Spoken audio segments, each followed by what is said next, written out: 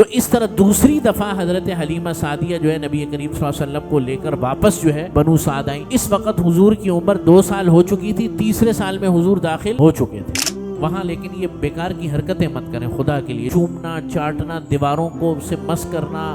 ہمارے mummy daddy بچے یہاں سے سیڑھی چڑھاؤ تو وہ بچہ رونا لگ جائے. پیزا اور برگر جنریشن، پوری قوم جو ہے وہ چھوئی موئی تیار ہو رہی ہے. حضرت ابوبکر صدیق رضی اللہ تعالیٰ عنہ نے ایک دفعہ حضور سے پوچھا کہ یا رسول اللہ، آپ کی جو زبان ہے، فصاحت ہے اور آپ کی جو بلاغت ہے وہ عربوں میں کسی کے پاس بھی نہیں ہے، اس کی کیا وجہ ہے؟ تو حضور نے فرمایا بھائی میری زبان اس وجہ سے اس لیے فصیح و بلیغ ہے کہ میں ایک تو خود قریشی بھی ہوں اور پھر بنو سعد میں میری تربیت ہوئی ہے، اسی وجہ سے تم کہہ رہے ہو کہ یا رسول اللہ آپ جیسی زبان دانی کسی کے پاس بھی نہیں.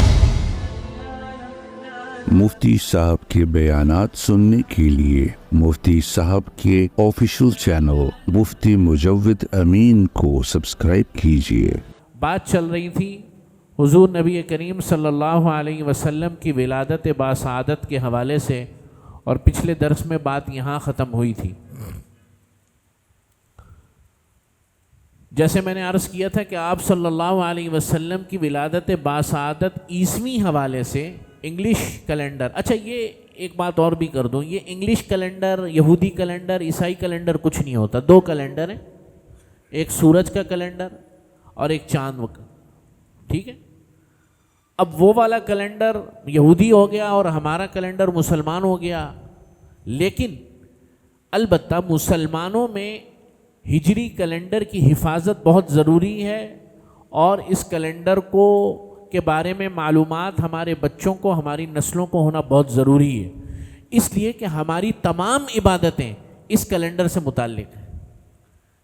رمضان کا روزہ، حج، زکوٰۃ اور عدت اور طلاق کے احکامات اور تمام کے تمام احکامات جو تاریخوں سے متعلق ہیں دین میں، وہ چاند کی تاریخوں سے متعلق ہیں، سورج کی تاریخ سے نہیں. لیکن بہرحال وہ بھی ایک چلا آ رہا تھا سلسلہ، یہ بھی ایک سلسلہ ہے، دونوں کے اندر کوئی وہ نہیں ہے. تو سورج کے کیلنڈر کے اعتبار سے حضور علیہ الصلاۃ والسلام کا جو سال پیدائش ہے، سن پیدائش، وہ صحیح ترین قول کے مطابق 571 عیسوی ہے، جیسے میں نے عرض کیا تھا پچھلے درس میں بھی دہرا رہا ہوں تھوڑا سا. اور بعض حضرات کے نزدیک 570 عیسوی ہے، 570، اور بعض کے نزدیک 571. لیکن ایک بات میں اتفاق ہے کہ یہ وہ سال تھا کہ جس سال عام الفیل یعنی کہ ہاتھیوں والا واقعہ ہوا، ابابیل والا واقعہ ہوا، کہ جب اللہ کے نبی صلی اللہ علیہ وسلم کی آمد سے کچھ عرصہ پہلے، محدثین نے اور مورخین نے لکھا ہے 50 دن پہلے، بعد نے لکھا ہے تقریباً 55 دن پہلے یہ واقعہ پیش آیا. عام الفیل جسے کہتے ہیں کہ آپ صلی اللہ علیہ وسلم کی آمد سے کچھ دنوں پہلے، یعنی 50 دن کتنے مہینے کے؟ 1.5 پونے 2 مہینے بنے، 60 دن کا 1 مہینہ ہوتا ہے. تو 1 مہینہ 20 دن یا 1 مہینہ 25 دن پہلے یہ والا واقعہ ہوا کہ ابرہہ کے لشکر کو اللہ نے ابابیل کے ذریعے سے ہلاک فرمایا. تو عام الفیل کا یہ سال تھا، ہاتھیوں والا سال جسے کہتے ہیں، عربوں کے اندر مشہور ہو گیا. بہت عجیب واقعہ تھا بھائی کہ اللہ تعالیٰ نے اپنی قدرت کا اظہار فرمایا کسی ایک شخص کے سامنے نہیں، 2 لوگوں کے سامنے نہیں، 5 لوگوں کے سامنے نہیں، پورے شہر مکہ کے سامنے، جس کو کوئی جھٹلا نہیں سکتا. ہزاروں لوگوں کے سامنے اللہ نے دکھایا کہ ابابیلیں آئیں اور ہاتھیوں کو اور پورے کے پورے لشکر کو اللہ تعالیٰ نے ختم فرما دیا. اور الم تر کیف فعل ربک باصحاب الفیل، یہ جو پوری صورت ہے اسی واقعے کے حوالے سے نازل ہوئی. تو سال جو ہے، سن پیدائش ہے آپ صلی اللہ علیہ وسلم کا ہاتھیوں والا سال، اب وہ 570 تھا یا 571، مشہور قول کے مطابق 571 عیسوی. مہینہ اپریل کا تھا، انگریزی اعتبار سے 20 یا 22 اپریل. بعض حضرات نے فرمایا 20 اپریل، بعد نے فرمایا 22 اپریل. اور دن پیر کا تھا، پیر کا دن تھا، یہ بات پکی ہے. یہ بات پکی اس لیے ہے کہ حضور نے خود فرمایا، آپ علیہ الصلاۃ والسلام نے خود ارشاد فرمایا کہ میں پیر کے دن پیدا ہوا، اور پیر کے دن اللہ تعالیٰ نے مجھے مبعوث فرمایا، یعنی کہ مجھے نبوت بھی پیر کے دن عطا ہوئی. اور اس لیے تم لوگ بھی پیر کے دن آپ روزہ رکھا کرو، یعنی حضور نے فرمایا کہ پیر کے دن تم روزہ رکھا کرو. تو پیر کے دن، البتہ تاریخ میں اختلاف ہے، تاریخ اچھا قمری اعتبار سے بھی مہینے میں اتفاق ہے کہ ربیع الاول کا مہینہ تھا، یہ اتفاق ہے۔ تو اب کیا اتفاق ہو گیا کہ ہاتھیوں والا سال تھا، ہاتھیوں والے واقعے والا سال تھا، یہ کنفرم بات ہے۔ ربیع الاول کا مہینہ تھا، یہ بھی کنفرم بات ہے۔ انگریزی اعتبار سے اپریل کا مہینہ تھا، یہ بھی کنفرم بات ہے، البتہ تاریخ میں اختلاف ہے۔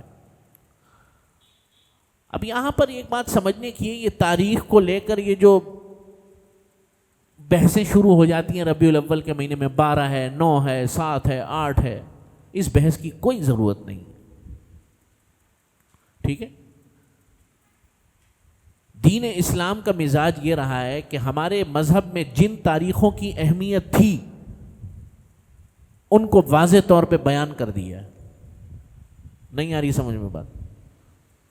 بھائی پہلی شوال کو عید الفطر، یکم شوال کو واضح طور پہ بیان فرما دیا، بیان کیا نہیں کیا، کوئی شک و شبے کی بات نہیں ہے۔ 29 کا مہینہ ہو رمضان یا 30 کا مہینہ ہو، یکم شوال آئے گی، عید کا دن ہے۔ عید الاضحیٰ 10 ذوالحجہ کو، ایک کنفرم بات ہے۔ اور عاشورے کا دن 10 محرم، کنفرم بات ہے۔ 15 شعبان لیلۃ البراء، کنفرم بات ہے، ٹھیک ہے نا۔ البتہ یہ جو واقع معراج والی رات ہے، شب معراج جسے کہتے ہیں، یہ کنفرم نہیں ہے۔ تو جہاں دین نے کنفرم چیز بتائی وہ کنفرم ہے، اس لیے کہ اس سے متعلق عبادت ہے۔ اب جہاں آپ علیہ الصلاۃ والسلام نے خود کسی چیز کو بڑی اہمیت کے ساتھ کہ حضور نے اس کو پکا کر کے نہیں بتایا، تو ہمیں بھی ان چکروں میں الجھ کر آپس میں جھگڑنے کی ضرورت نہیں ہے، اور اس کو مسلکی بنیاد پر جو ہے رنگ دینے کی ضرورت نہیں ہے۔ اصل بات یہ ہے کہ حضور کی زندگی ہمارے زندگیوں میں آ جائے، یہ ہے اصل بات۔ تاریخ یاد اگر ہو بھی، یا تاریخ آپ کو پتہ بھی چل جائے اور کام آپ کا نبی کی زندگی والا نہ ہو، تو کیا فائدہ؟ اصل بات یہ ہے کہ اللہ کے نبی کی زندگی 12 ربیع الاول یا 9 ربیع الاول یا 8 ربیع الاول، وہ آتا ہوں میں اس طرف، جو بھی تاریخ ہو، ہمیں اللہ کے نبی کی زندگی سے مطلب ہونا چاہیے۔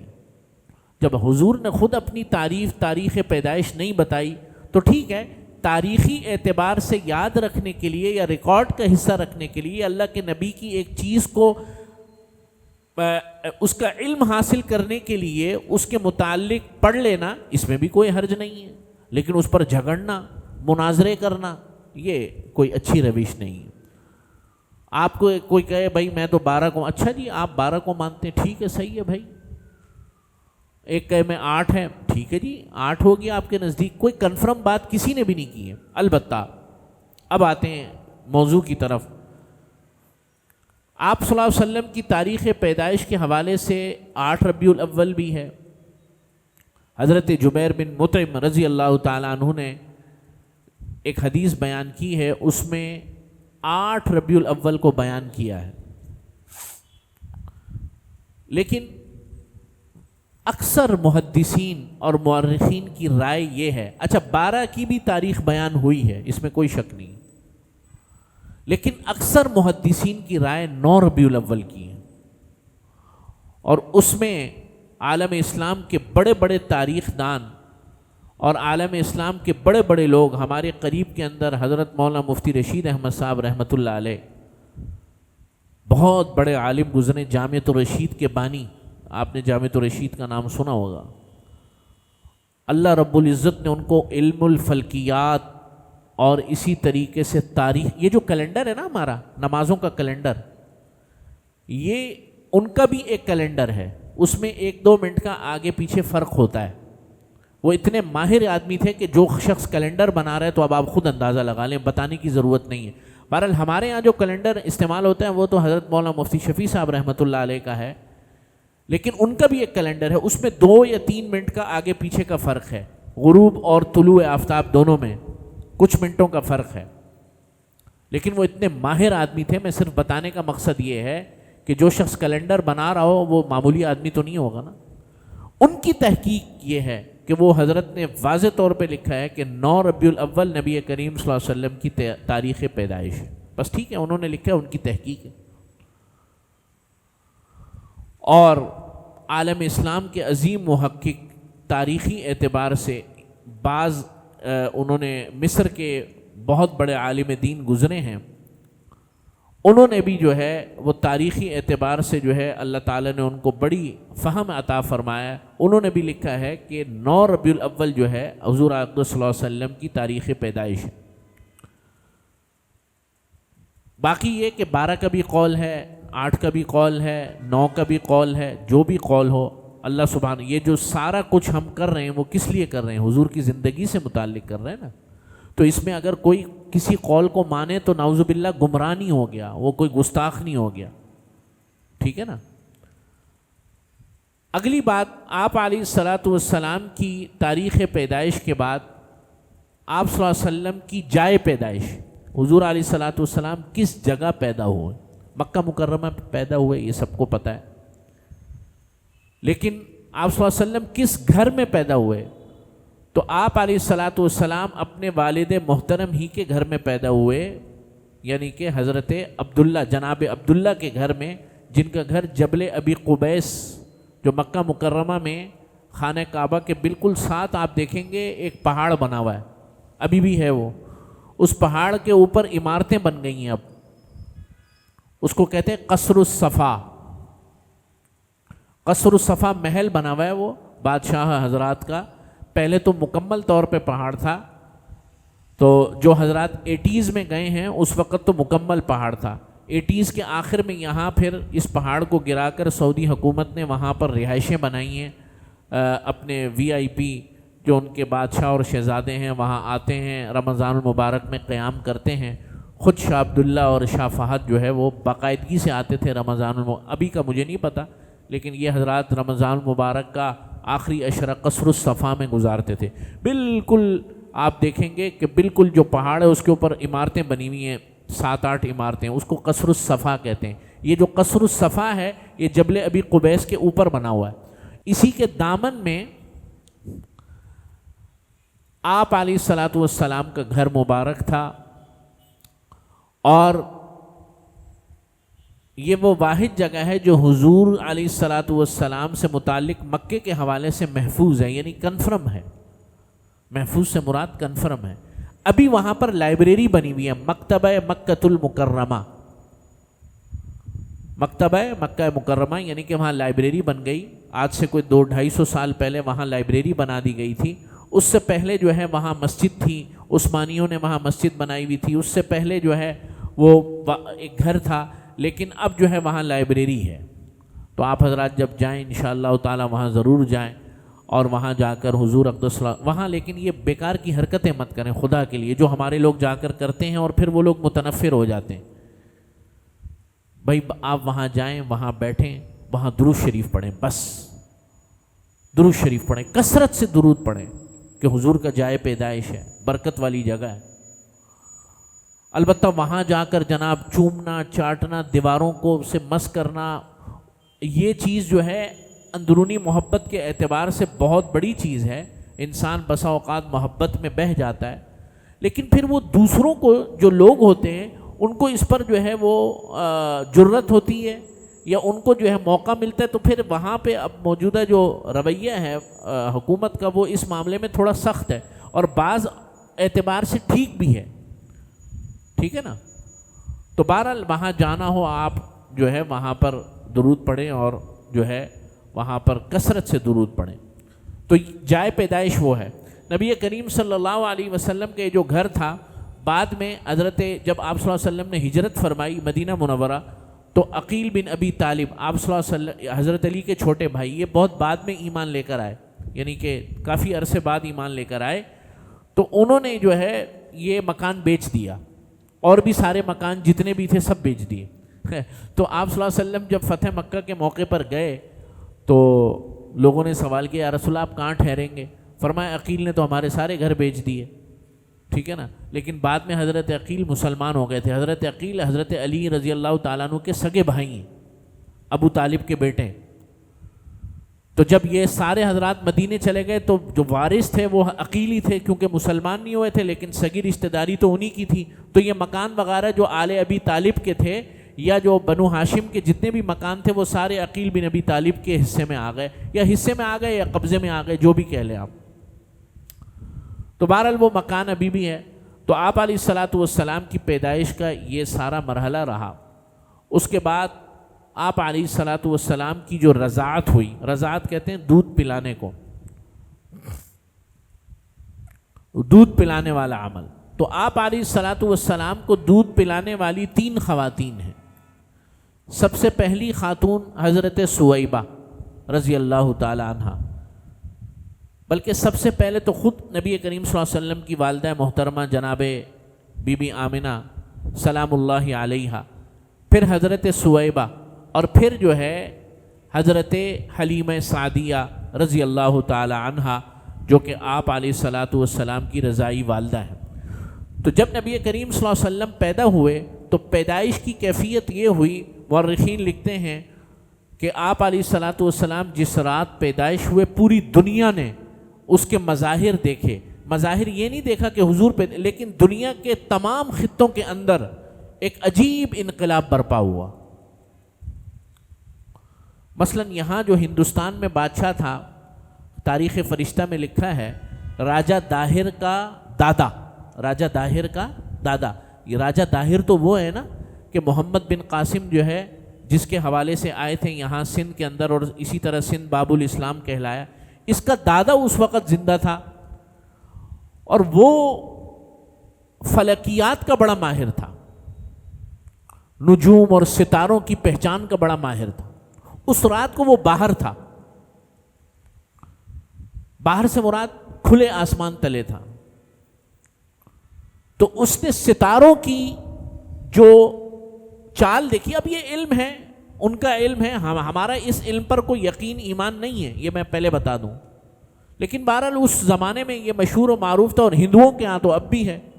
تو اس میں علم نجوم کے حوالے سے جب وہ اس نے کہا یہ جب سے یہ کائنات بنی ہے اس سے لے کر آج تک کا یہ سب سے عجیب ترین چال ہے، ایسی چال اس کائنات میں جب سے بنی ہے ستاروں کی یہ چال کبھی بھی نہیں آئی اور نہ کبھی آئے گی۔ معلوم یہ ہوتا ہے کہ دنیا میں آج کوئی بہت بڑا واقعہ پیش آیا۔ یہ کون کہہ رہا ہے؟ راجہ داہر کا دادا، معاف کیجیے گا۔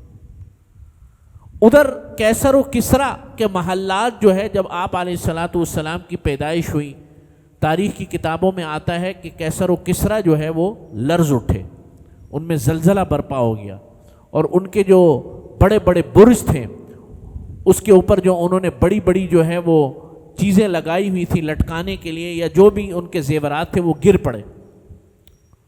خود جناب آمنہ فرماتی ہیں کہ جب نبی کریم صلی اللہ علیہ وسلم کی پیدائش ہوئی تو عورت کو بچے کی پیدائش کے وقت جو درد ہوتا ہے مجھے بالکل محسوس نہیں ہوا، اور جتنا عرصہ نبی کریم صلی اللہ علیہ وسلم میرے بطن میں موجود رہے ایک دفعہ بھی مجھے اس کا احساس نہیں ہوا درد کا، یا عورت کو ایک تکلیف ہوتی ہے، بلکہ آپ علیہ الصلاۃ والسلام اس دنیا میں تشریف لائے، اور نبی کریم صلی اللہ علیہ وسلم جب اس دنیا میں تشریف لائے تو مختون تھے۔ آپ صلی اللہ علیہ وسلم کیا تھے؟ مختون۔ ختنہ حضور کی پہلے سے ہوئی ہوئی تھی، اور جب تشریف لائے تو جب دنیا میں وارد ہوئے حضور اقدس صلی اللہ علیہ وسلم تو حضرت آمنہ فرماتی ہیں کہ سجدے کی حالت میں تشریف لائے، اور یہاں تک کہ آپ علیہ الصلاۃ والسلام کی پیدائش مبارک ہوئی، اور سب سے پہلے جو دودھ پلایا وہ تو ظاہر والدہ نے حضرت جناب آمنہ سلام اللہ علیہا نے پلایا۔ جب پتہ چلا، یعنی یہ اندازہ لگائیں، اچھا قریش کے اندر بھائیوں کے حوالے سے محبت، ایک بڑا بھائی جو تھا نا، بیٹے یا بھائی، تو اس کو اپنا بازو سمجھتے تھے لوگ۔ آج بھی یہی کیفیت ہے، لیکن اس زمانے کے اندر تو بھائیوں سے لگاؤ بھی بہت زیادہ تھا اور غیرت بہت زیادہ تھی۔ چنانچہ جب نبی کریم صلی اللہ علیہ وسلم پیدا ہوئے تو روایات میں آتا ہے کہ حضور کے جتنے بھی چچا تھے، جناب عبداللہ کو نکال کے 9 کے 9 چچا، جتنے بھی چچا تھے، آپ وہ اتنے خوش ہوئے کہ یہاں تک کہ ابو لہب جو حضور کا چچا تھا اس کو خبر دی سویبہ نے، جنہوں نے حضور کو بعد میں دودھ پلایا نا، ابھی بتاتا ہوں میں آگے. تو ابو لہب اتنا خوش ہوا، یہ وہی ابو لہب ہے تبت یدا ابی لہب وتب. تو ابو لہب اتنا خوش ہوا کہ سویبہ کو آزاد کر دیا. یہ باندھی تھی ان کی کہ تو آزاد ہے. کیوں؟ لوگ تمام چچا اس لیے بھی بہت زیادہ خوش تھے حضور کے کہ ہمارے اس بھائی کے گھر اولاد ہوئی ہے، وہ بھی بیٹا پیدا ہوا ہے کہ جو بھائی اس دنیا سے جا چکا ہے. معلوم یہ ہوا کہ یعنی ہمارے اس بھائی کی نسل جو ہے کیا ہے؟ محفوظ ہے. سمجھ رہے ہیں بات؟ یعنی کہ ہمارے اس بھائی کا نسلی سلسلہ منقطع نہیں ہوا. تو اس بات پر بہت خوش تھے. تو اور سب سے بڑھ کر جو خوشی تھی وہ جناب عبد المطلب، نبی کریم صلی اللہ علیہ وسلم کے دادا محترم کو خوشی ہوئی اور بے انتہا خوشی ہوئی جب انہیں اطلاع ملی. تو خانہ کعبہ سے فوراً جو ہے اپنے پوتے کے لیے خانہ کعبہ میں، وہ ان کا معاملہ یہ تھا کہ وہ خانہ کعبہ کی دیوار ہے اس سے ٹیک لگا کر بیٹھتے تھے. بڑے جاہو جلال والے انسان تھے، بہت جاہو، کوئی ان کے سامنے بات نہیں کر سکتا تھا. کوئی بات کرنا تو درکنار سامنے سے گزر بھی نہیں سکتا تھا. یہ نہیں کہ طبیعت کے بڑے سخت تھے، اللہ نے جاہو جلال بہت عطا فرمایا. تو وہ ٹیک لگا کر خانہ کعبہ سے بیٹھے ہوئے تھے اور جب اطلاع ملی تو بے اختیار جو ہے حضرت آمنہ کے گھر چلے گئے اور حضور اقدس صلی اللہ علیہ وسلم کو اپنے ہاتھوں میں لیا.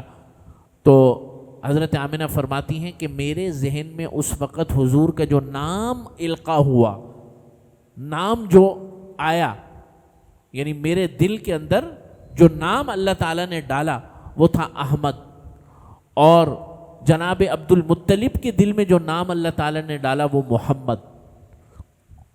تو حضرت عبد المطلب نے اس کا نام رکھا نبی کریم صلی اللہ علیہ وسلم کا محمد. لوگ بڑے حیران ہوئے کہ یار یہ کیسا نام رکھا آپ نے، یہ کیسا نام رکھا؟ کیونکہ کچھ روایات میں آتا ہے کہ اس سے پہلے یہ نام عربوں میں کبھی بھی نہیں رکھا گیا. تو جناب عبد المطلب نے کہا کہ یہ محمد ہے، اس کی بہت زیادہ تعریف کی جائے گی، یہ میرا پوتا ہے، اس کی اللہ تعالیٰ اس زمین اس کائنات کے اندر بہت زیادہ صفت اور بہت زیادہ توصیف ہوگی، تم لوگ دیکھ لینا. چنانچہ محمد نام حضور کا تجویز فرمایا دادا نے، اور احمد نام حضور کا تجویز فرمایا والدہ محترمہ آمنہ نے سلام اللہ علیہ. تو یہ تو حضور کے نام کے حوالے سے معاملہ ہوا. پھر یہ کہ 3 یا 4 دن کے بعد دودھ پلانے کے اسی دوران حضرت سویبہ نے بھی دودھ پلایا، وہ جو ابو لہب کی باندھی تھی، اور وہ جو میں نے پچھلے درس میں بتایا تھا کہ وہی انہوں نے ہی دودھ پلایا تھا حضرت حمزہ کو بھی. حضرت آپ علیہ الصلوۃ والسلام حضرت حمزہ کے رضائی بھائی بھی ہو گئے، میں نے پچھلے درس میں بتایا تھا، اور رضائی بھائی کے ساتھ چچا بھی ہیں اور ایک لحاظ سے خالہ زاد بھائی بھی ہیں. 3 رشتے. بہرحال وہ تو میں تفصیل بیان کر چکا ہوں. تو سویبہ نے بھی دودھ پلایا. عربوں کے اندر رواج تھا کہ عرب جو ہے، جو شہر کے لوگ ہوتے تھے اور کچھ مال و متاع ان کے پاس ہوتا تھا، مستحکم ہوتے تھے یا نہیں بھی مستحکم ہو، تو کسی نہ کسی انداز سے عربوں کا یہ معاملہ تھا کہ اپنے بچوں کو جو ہے ایام رضاعت کے اندر، یعنی کہ ابتدائی 2 سال دودھ پلوانے کے لیے دیہاتوں میں بھجوایا کرتے تھے. اب اس میں کیا حکمت تھی؟ اس میں بڑی حکمتیں تھیں، میں انشاءاللہ عرض کرتا ہوں. اس لیے کہ 2-3 اس کے اندر ان کی جو ہے وہ محل نظر چیزیں ہوتی تھیں. ایک تو وبائی امراض سے دوری، شہروں کے اندر وبائیں پھیلتی ہیں. اس زمانے میں طاعون پھیلتا تھا، یہ ویکسینیشن وغیرہ تو اس وقت نہیں آئی تھی، تو طاعون پھیلتا تھا اور ہزاروں کے ہزاروں لوگ شہروں کے اندر ایک دن کے اندر جو ہے مر جاتے تھے. تو ایک تو یہ وجہ ہوتی تھی ظاہری. دوسری، عربوں کا ایک الگ معاملہ یہ تھا کہ عرب اپنی زبان کے بارے میں بڑے حساس تھے، اور یہ جو دیہاتی علاقہ ہوتا ہے اس کے اندر خالص زبان ہوتی ہے. زبان بھی خالص ہوتی ہے، خوراک بھی خالص ہوتی ہے. یعنی یہ میں اس وقت کی بات کر رہا ہوں کہ جب شہروں کے اندر بھی خالص چیزیں ہوتی تھیں اور وہ اس سے بھی زیادہ خالص ماحول کو پسند کرتے تھے، تو کیا ان کا معیار ہوتا ہوگا. اور ہمارا تو جو ستیہ ناس ہوا وہ آپ کے سامنے ہی ہے. پیزا اور برگر جنریشن، سمجھ رہے ہیں بات؟ تو خوراک کی انتہائی خالص ہونا، زبان کا خالص ہونا، ماحول کا خالص ہونا، اور جفا کشی دیہات کے اندر ہمارے ممی ڈیڈی بچے یہاں سے سیڑھی چڑھاؤ تو وہ بچہ رونا لگ جائے، سمجھ رہے ہیں بات؟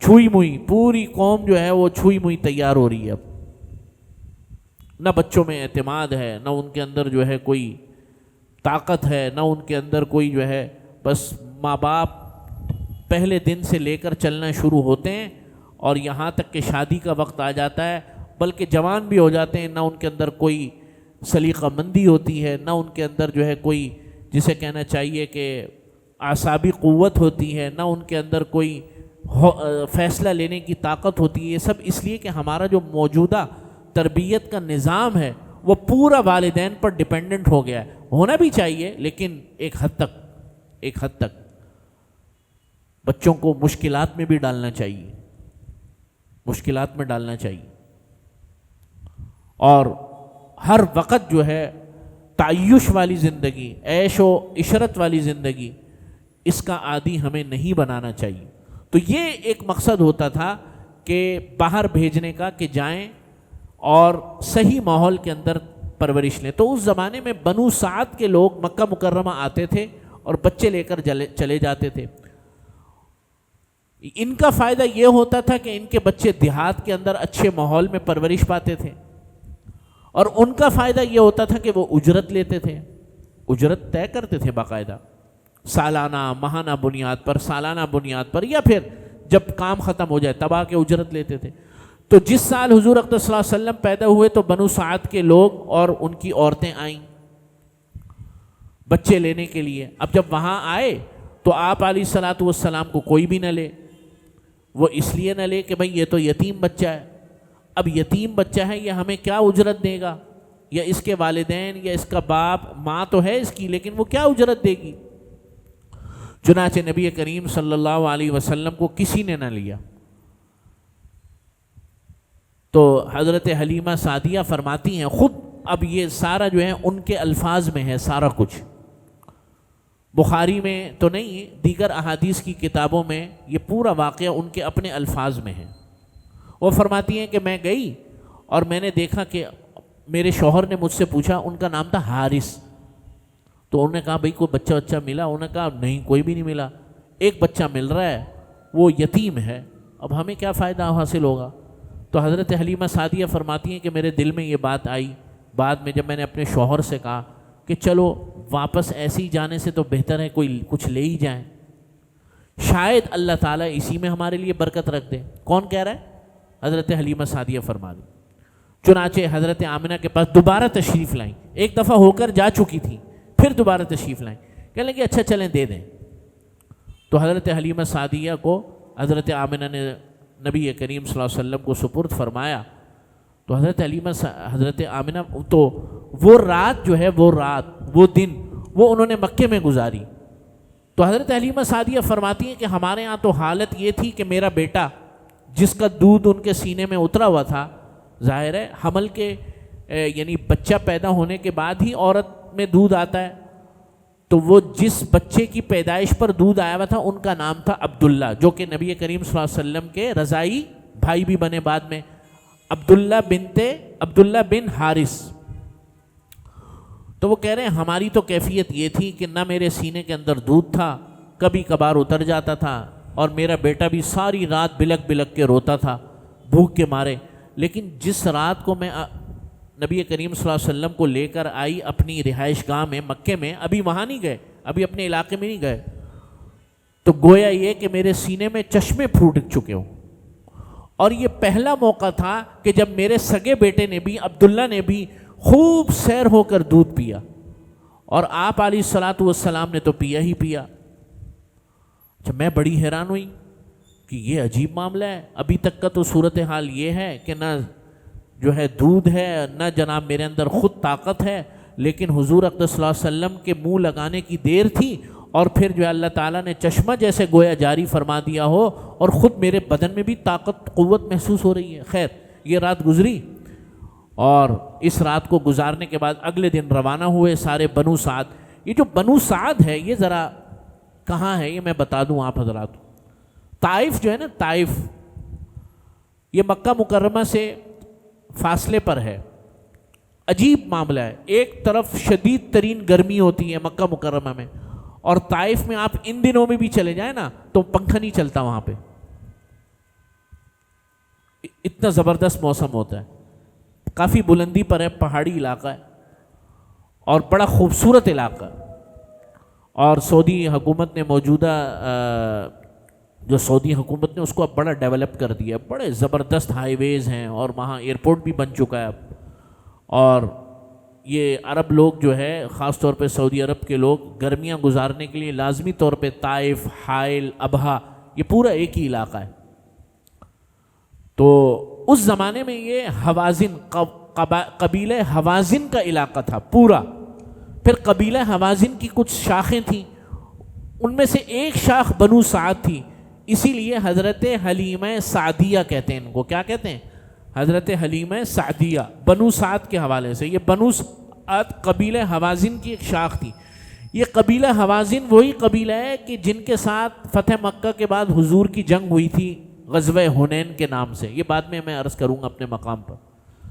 خیر، تو طائف جو ابھی جو موجودہ طائف ہے اس سے تقریباً 20-25 کلومیٹر دور ہے. راستہ پتہ نہیں ہے نہیں ہے، ابھی شاید بن گیا ہو، لیکن آج سے کچھ عرصہ پہلے تک کچا راستہ تھا، پہاڑوں کے درمیان راستہ تھا. وہاں ہے بنو سعد، ابھی بھی وہ علاقہ بنو سعد کے نام سے مشہور ہے، اور وہاں پر جو ہے کچھ کھنڈرات وغیرہ ابھی بھی بنے ہوئے ہیں. وہ جگہ تھی جہاں نبی کریم صلی اللہ علیہ وسلم کو لے کر حضرت حلیمہ سعدیہ گئیں. خیر، حضرت حلیمہ سعدیہ فرماتی ہیں کہ میں نے واپسی کا سفر شروع کیا تو وہ جو میری بعض روایتوں میں اونٹنی، بعض روایتوں میں ہے گدھی تھی، گدھی.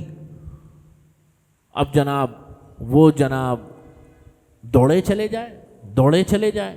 جب ہم آ رہے تھے تو سارے کا سارا قافلہ جو تھا وہ میرے سے پریشان تھا، اس لیے کہ میری جو ہے وہ سواری چلتی نہیں تھی، وہ اتنی لاغر تھی، اور سب میری وجہ سے پریشان تھے کہ یہ اس کی حلیمہ کی وجہ سے ہمیں دیر ہو رہی ہے. اور اب صورتحال یہ تھی کہ وہ سب سے آگے.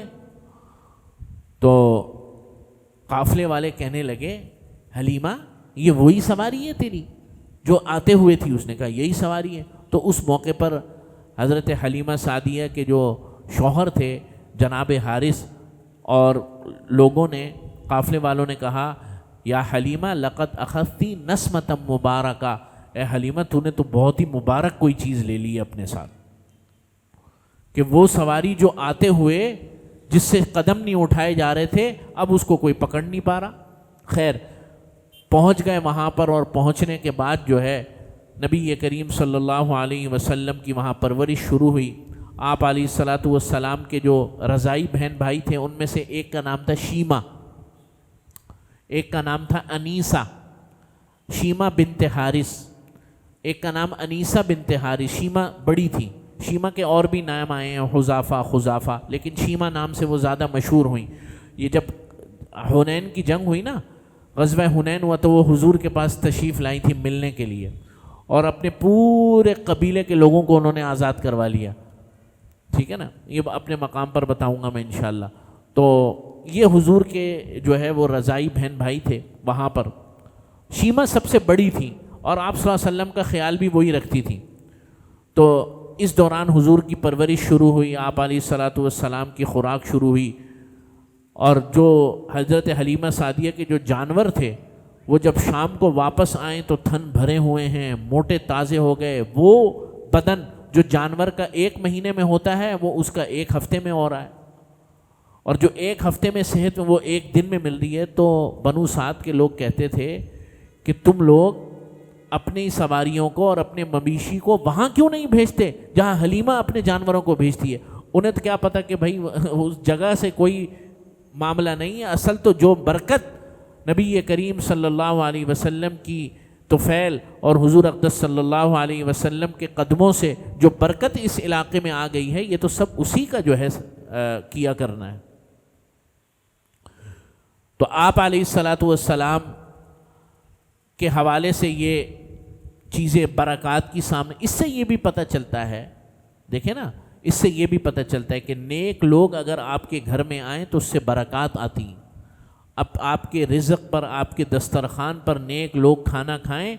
آپ علیہ الصلاۃ والسلام نے حضرت سعد بن ابی عبادہ رضی اللہ تعالیٰ عنہ کے گھر کھانا کھایا اور پھر دعا دی، صحیح ہے نا، اور دعا دی اور وصلت علیہ وَأَكَلَ طَعَامَكُمُ الْأَبْرَارُ، کہ تیرے گھر پہ نیک لوگ کھانا کھائیں. معلوم یہ ہوا کہ نیک لوگوں کے کھانا کھانے سے گھروں میں کیا ہوتی ہے؟ برکت ہوتی ہے. اس کا مطلب یہ بھی نہیں ہے کیونکہ بیچارہ غریب اگر ہو اور ضرورت مند ہو اور وہ نیک نہ ہو تو اس کو دھتکار دیا جائے، یہ مطلب نہیں. لیکن گھر میں نیک لوگوں کے آنے سے اور بزرگوں کے آنے سے برکات کا آنا، یہ نبی کریم صلی اللہ علیہ وسلم اور حضور سے بڑی برکت تو کس ذات کی ہو سکتی ہے؟ کسی کی بھی نہیں ہو سکتی. تو آپ علیہ الصلاۃ والسلام اس دوران وہاں مقیم رہے اور مختلف قسم کی برکات جو ہے حضرت حلیمہ سعدیہ محسوس فرماتی نہیں، یہاں تک کہ 2 سال کا عرصہ گزر گیا.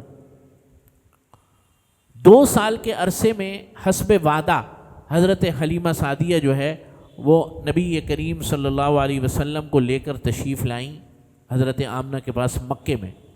لیکن دل میں کچھ اور تھا، دل میں ان کے کچھ اور تھا.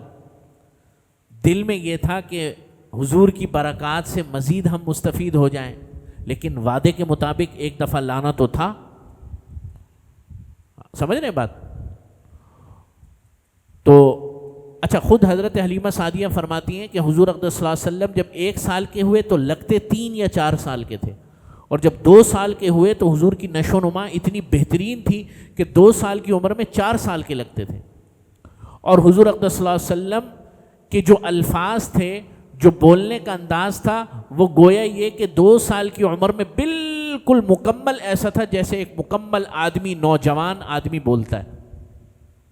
یہی وجہ ہے نا کہ حضرت ابوبکر صدیق رضی اللہ تعالیٰ عنہ نے نا ایک دفعہ حضور سے پوچھا کہ یا رسول اللہ، آپ کی جو زبان ہے، آپ کی جو فصاحت ہے اور آپ کی جو بلاغت ہے، وہ عربوں میں کسی کے پاس بھی نہیں ہے، اس کی کیا وجہ ہے؟ اس کی ایک وجہ تو اللہ کی طرف سے آپ کو پتہ ہی ہے، لیکن حضور نے فرمایا بھائی اس کی ایک وجہ یہ ہے، اس کی وجہ یہ، ایک تو میں قریش کا ہوں، قریشی ہوں، اور قریش کا قبیلہ اپنی زبان دانی میں اس وقت سب سے اعلیٰ تھا، یہ میں بات پہلے بتا چکا ہوں. اور دوسرا یہ کہ میں بنو سعد میں پلا بڑھا ہوں، اور بنو سعد کی جو اس وقت زبان تھی وہ اپنے خالص ہونے میں پورے عرب میں مشہور تھی. تو قریش اور اوپر سے بنو سعد. تو حضور نے فرمایا بھائی میری زبان اس وجہ سے اس لیے فصیح و بلیغ ہے کہ میں ایک تو خود قریشی بھی ہوں اور پھر بنو سعد میں میری تربیت ہوئی ہے، اسی وجہ سے تم کہہ رہے ہو کہ یا رسول اللہ آپ جیسی زبان دانی کسی کے پاس بھی نہیں. اس سے یہ بھی پتہ چلتا ہے کہ انسان کی زبان اگر اچھی ہو، اس کو بولنے کا سلیقہ آتا ہو. یہ اللہ کے نبی کو اصل میں قدرت تیار کر رہی تھی کہ آگے اس نے پوری ایک عالم سے خطاب کرنا ہے، اس کے الفاظ کیسے ہوں، اس کے الفاظ کیسے نکلتے ہوں، اس کے بولنے کا انداز کیا ہو، اس کے الفاظ کا چناؤ کیسا ہو، اور اس کے پیچ و خم کیسے ہوں. اللہ کے نبی نے پوری کائنات کے لیے ہدایت بننا تھا، تو اس لیے تربیت ہو رہی ہے. اسی سے یہ بھی پتہ چلتا ہے کہ جو شخص مربی ہو، گھر کا بڑا ہو یا واعظ ہو یا کسی بڑے مرتبے پر فائز ہو، وہ جب کوئی بات کرے اور کسی کو قائل کرنے کی کوشش کرے تو اس کی زبان بہت اچھی ہونی چاہیے. طریقہ، سلیقہ، سلجھا ہوا انداز، نکما انداز، اور یہ جسے کہتے ہیں نا لٹھ مارنے والا طریقہ. بعض لوگ کہتے ہیں کہ بھائی سچی بات تو کڑوی ہوتی ہے، یا آپ نے لفظ سنا ہوگا، یہ انتہائی احمقانہ اور فضول بات ہے. سچی بات تو میٹھی ہوتی ہے، جھوٹی بات کڑوی ہوتی ہے. بعض لوگ کہتے ہیں کہ بھائی میں تو بھائی صاف بات کرتا ہوں، کسی کو اچھی لگے یا بری لگے. بھائی تو جاہل ہے، تو جاہل آدمی ہے. صاف بات کرنے کا مقصد بدتمیزی سے بات کرنا نہیں ہے. صاف بات کرنے کا مقصد ہے آداب و احترام کے ساتھ، پوری رعایت رکھتے ہوئے. اسی لیے ہماری باتوں کے اندر اثر نہیں ہے. ہم کسی کو قائل کرنا چاہیں، کسی کو راہ راست پر لانا چاہیں، تو ہم یہ سمجھتے ہیں کہ اللہ تعالیٰ نے ہمیں جو ہے نا خدائی کوڑا عطا فرما دیا ہے، لہذا ہم جس کو بھی ماریں گے اس کو ہماری بات ماننی چاہیے۔ بھائی کیوں مانے گا آپ کی بات؟ جب نبی کا طریقہ، نبی شائستہ انداز سے بات کر رہا ہے اور نبی کا انداز جب اتنا محترم ہے تو بھائی آپ کون سے کھیت کی مولی ہیں؟ اس لیے بات کرنے کا سلیقہ، بات کرنے کا انداز، انسان کے بات کرنے کا جو ہے رویہ، یہ بڑا حسین و جمیل ہونا چاہیے، اس کے اندر جاذبیت ہونی چاہیے، تب لوگ آپ کی بات سنیں گے بھی، اس کو مانیں گے بھی اور اس پر عمل بھی کریں گے۔ صحیح بات صحیح طریقے سے اور صحیح نیت سے اگر کی جائے، حضرت مفتی شفیع صاحب رحمۃ اللہ علیہ معارف القرآن میں لکھتے ہیں، یہ جو ہے نا حضرت موسیٰ علیہ الصلاۃ والسلام کا واقعہ، قال رب اشرح لی صدری ویسر لی امری واحلل عقدۃ من لسانی یفقہوا قولی واجعل لی وزیرا من اہلی ہارون اخی اشدد بہ ازری۔ اس کے ذیل میں حضرت مفتی شفیع صاحب رحمۃ اللہ علیہ فرماتے ہیں کہ حضرت موسیٰ علیہ الصلاۃ والسلام کی زبان میں لکنت تھی، اٹکتے تھے نا، وہ بچپن نے انگارہ لے کر منہ میں ڈال لیا تھا حضرت موسیٰ نے، تو وہ لکنت تھی۔ تو حضرت موسیٰ علیہ الصلاۃ والسلام نے اللہ سے درخواست کی، جب نبوت ملی، یا اللہ میرے بھائی کو بھی میرا وزیر بنا دے اس کام میں۔ حضور اقدس صلی اللہ علیہ وسلم فرماتے ہیں کہ کسی بھائی کی اپنے بھائی کے لیے اس سے بہتر دعا کائنات میں کبھی نہیں ہوئی کہ اس نے اپنے بھائی کو نبی بنوا دی، اس نے اپنے بھائی کو نبی بنوا دی۔ تو کیونکہ حضرت ہارون بڑی فصاحت و بلاغت کے ساتھ بولتے تھے، تو اس لیے حضرت موسیٰ نے دعا فرمائی، ہارون اخی اشدد بہ ازری واشرک لہ فی امری، یا اللہ ہارون کو، میرے بھائی کو جو ہے میرے اس معاملے میں میرے ساتھ فرما دیجیے، اس لیے کہ اس کو بولنا بہت اچھا آتا ہے۔ سمجھ رہے ہیں بات؟ تو اسی آیت کی تفسیر میں مفتی شفیع صاحب نے لکھنا ہے کہ صحیح بات صحیح طریقے سے، صحیح بات صحیح طریقے سے، صحیح نیت کے ساتھ اگر کہی جائے تو یہ ممکن نہیں ہے کہ وہ بات اثر نہ کرے۔ عام طور 99% وہ بات اثر کرے گی۔ ہمارے ہاں کیا ہے، بات صحیح ہوگی، طریقہ گندا ہوگا، یا بات بھی صحیح ہوگی، طریقہ بھی صحیح ہوگا، نیت خراب ہوگی، یا تینوں میں سے کوئی ایک چیز نہیں ہوگی، یا دو نہیں ہوں گی، یا تینوں نہیں ہوگا، تو اثر کیسے ہوگا؟ اس لیے آپ علیہ الصلاۃ والسلام کی یہ جو زبان دانی ہے، یہ بہت عظیم الشان چیز ہے۔ یہ ایسی محنت نہیں ہو رہی حضور کی زبان پر کہ بھئی حضور اقدس صلی اللہ علیہ وسلم خالص زبان سیکھیں، فصیح زبان سیکھیں، بلیغ زبان سیکھیں۔ تو بہرحال یہاں تک آپ علیہ الصلاۃ والسلام کا معاملہ ہوا، اور حضرت آمنہ لے کر 2 سال کے بعد مکہ مکرمہ آئیں، یہاں بات چل رہی تھی۔ تو حضرت آمنہ کے حضرت حلیمہ سعدیہ، معاف کیجیے گا، تو حضرت حلیمہ فرماتی ہیں کہ میرے دل میں یہ تھا کہ حضور کی جو، ابھی تو نبی نہیں بنے تھے، لیکن یہ محمد کی جو برکات ہیں یہ ہمیں اور ملتی رہیں۔ تو میں نے آمنہ کو آ کر کہا، حضور کی والدہ محترمہ کو، کہ حسب وعدہ میں محمد کو لے تو آئی ہوں، جیسے وعدہ تھا 2 سال گزر گئے، لیکن میری یہ خواہش ہے کہ کچھ عرصہ جو ہے میں ان کو مزید اپنے ساتھ رکھوں۔ تو حضرت آمنہ نے فرمایا کیوں؟ فرمایا کہ شہر ہے، وبا ہے، وبائیں پھیل جاتی ہیں۔ اچھا، مورخین فرماتے ہیں اس سے قریب قریب کوئی وبا پھیلی بھی تھی، کوئی وبا پھیلی بھی تھی، وبائیں مختلف ہوتی تھی اس زمانے میں، تو کہ میں چاہتی ہوں کہ کچھ عرصہ آپ اور دے دیں، میں لے جاؤں گی واپس، اور یہاں وبائیں بھی آتی رہتی ہیں تو اس سے محمد کی حفاظت بھی رہے گی۔ تو حضرت آمنہ تیار ہوں گی، اچھا کہا اچھا چلو لے جاؤ۔ تو اس طرح دوسری دفعہ حضرت حلیمہ سعدیہ جو ہے نبی کریم صلی اللہ علیہ وسلم کو لے کر واپس جو ہے بنو سعد آئیں۔ اس وقت حضور کی عمر 2 سال ہو چکی تھی، تیسرے سال میں حضور داخل ہو چکے تھے۔ انشاءاللہ تعالی یہاں سے انشاءاللہ تعالی کل انشاءاللہ